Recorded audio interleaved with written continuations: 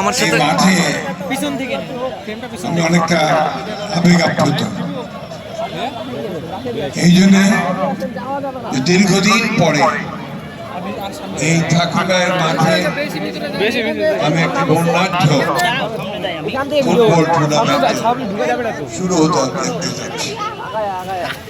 আমি আন্তরিকভাবে ধন্যবাদ জানাতে চাই বাংলাদেশ জাতীয়তাবাদী দল, ঠাকুরগাঁও জেলা শাখাকে। এই তোমাদের জন্য কিন্তু টিভিতে নিউজটা যাবে না, টুর্নামেন্টটি আয়োজন করে ঠাকুরগাঁয়ের মানুষকে আমাদেরকে কাজ করতে দাও।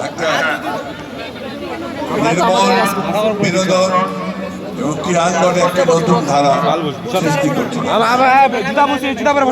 যদিও এই কাজটি জেলা ক্রীড়া সংস্থার, তারপরেও বিএনপি যে কাজটি শুরু করলো আমি মনে করি তার ধারাবাহিকতা দিয়েছে এবং অন্যান্যরা সেটাকে বজায় রাখবে।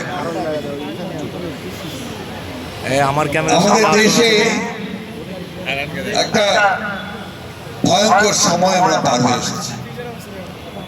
প্রায় 15 বছর একটা পাথর আমাদের বুকের মধ্যে চেপেছিল।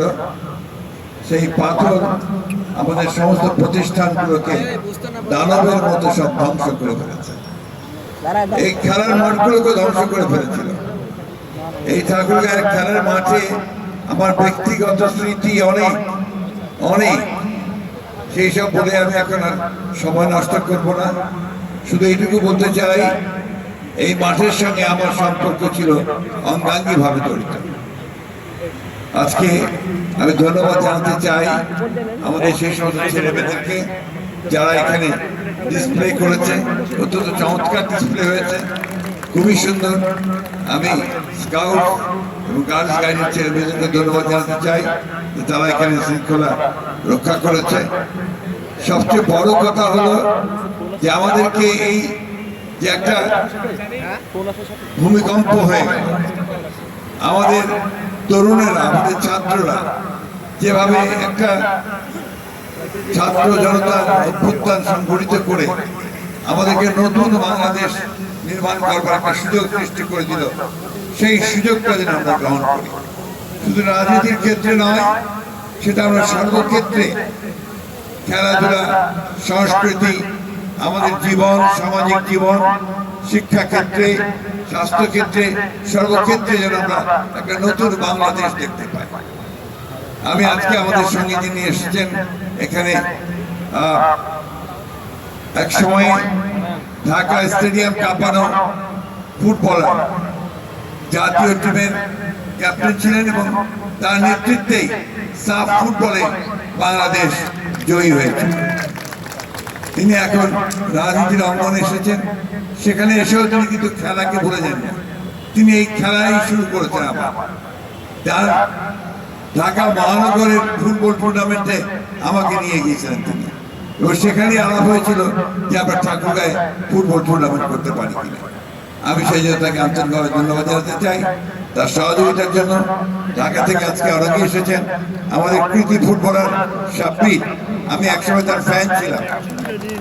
আমি আমিনুরও ফ্যান, সাব্বিরেরও ফ্যান ফুটবলে। আসলে এরা যখন মাঠে খেলতেন তখন মাঠকে তারা দাপিয়ে রাখতেন, তখন অসংখ্য দর্শক ছিল। আস্তে আস্তে ফুটবলের দর্শক কমে গেছে। ক্রিকেটের জনপ্রিয়তার সঙ্গে সঙ্গে ফুটবল যেন একটু নেমে গেছে। ফুটবল হচ্ছে আমাদের দেশের খেলা, মানুষের খেলা। আজকে গ্রামের মধ্যে গিয়ে দেখি যে আমরা একটা ব্যাট নিয়ে বানিয়ে ক্রিকেট খেলছে।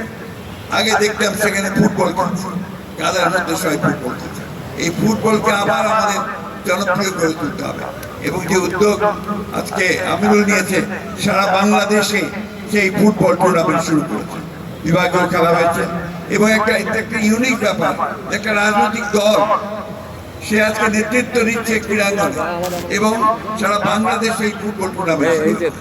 আমি ধন্যবাদ জানাতে চাই আমাদের ভারপ্রাপ্ত চেয়ারম্যান জনাব তারেক রহমান সাহেবকে, তার প্রত্যক্ষ মনিটরিংয়ে, প্রত্যক্ষ দিক নির্দেশনায় আজকে আমিনুল তার সহযোগীদেরকে নিয়ে এই টুর্নামেন্ট সারা দেশে করছে। আমি বক্তব্য দীর্ঘ করবো না, খেলার মাঠে বক্তব্য কখনো ভালো লাগে না। শুধু একটা কথা বলতে চাই, আজকে যে নামের টুর্নামেন্টটা হচ্ছে, কি আসৃতি ফুটবল টুর্নামেন্ট, শহীদ প্রেসিডেন্ট জিয়াউর রহমান, অনেকেই ছেলেরা হয়তো জানে না, আমাদের ছোট ছোট প্রজন্মের, তিনি ছিলেন একজন ক্ষণজন্ম মানুষ। তিনি বাংলাদেশে একটা একদলীয় শাসন ব্যবস্থাকে বহুদলীয় গণতন্ত্র নিয়ে এসেছিলেন। তিনি এই দেশের গণতন্ত্রকে মুক্ত করেছিলেন এবং এই দেশটির আমূল পরিবর্তন সাধন করেছিলেন। মাঠে খেলাধুলার ক্ষেত্রে সর্বক্ষেত্রে তার যে প্রত্যক্ষ হস্তক্ষেপ ছিল এবং তাকে তিনি উন্নত করবার চেষ্টা করেছিলেন, সেটা আমরা আজও মনে করি। সেই জিয়াউর রহমানকে মনে করে আসুন আমরা দেশের জন্য খালেদা জিয়াকে স্মরণ করে এবং আমাদের বর্তমান নেতা যারা তারেক রহমান, যিনি আমাদের নেতৃত্ব দিচ্ছেন, এই যে পরিবর্তন, এই যে নতুনের আগমন, এইখানে তিনি সক্রিয়ভাবে নেতৃত্ব দিয়েছেন, সেই সবাই আমরা তাকে আন্তরিকভাবে ধন্যবাদ কৃতজ্ঞতা জানাই। আমরা আজকের এই পূর্ব টুর্নামেন্ট শুরু করার জন্যে আমি জেলাতে ধন্যবাদ জানাতে চাই। সেই সূত্রে আমি জানি আমাদের সাংবাদিক ভাইরা এখানে দাঁড়িয়ে আছেন, কিন্তু একটা কথা শোনার জন্য, সেই কথা খেলার মাঠে বলতে চাই না, তারপরে একটা কথা বলতে চাই।